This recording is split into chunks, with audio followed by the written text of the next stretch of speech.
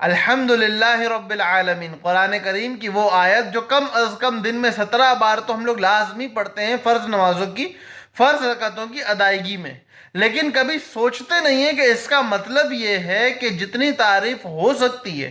جتنی بھی تعریف ہو سکتی ہے، وہ ساری کی ساری اللہ ہی کے لیے ہے۔ اور دنیا میں کوئی بھی شخص اگر تعریف کے لائق بنتا ہے تو اللہ ہی کی عطا سے بنتا ہے۔ تو اس لیے اگر آپ اپنی زندگی میں کوئی قابل تعریف کام کرنا چاہتے ہیں، اگر آپ اپنی زندگی میں قابل تعریف بننا چاہتے ہیں، تو اس کا ایک ہی راستہ ہے، اس کا ایک ہی طریقہ ہے، اور وہ طریقہ ہے جناب نبی کریم صلی اللہ علیہ وسلم کی زندگی کو اپنا کے اللہ کو منا لیا جائے، اللہ کے ساتھ ہو جائے، اور جب ہم اللہ والے بن جائیں گے تو ہم قابل تعریف بن جائیں گے۔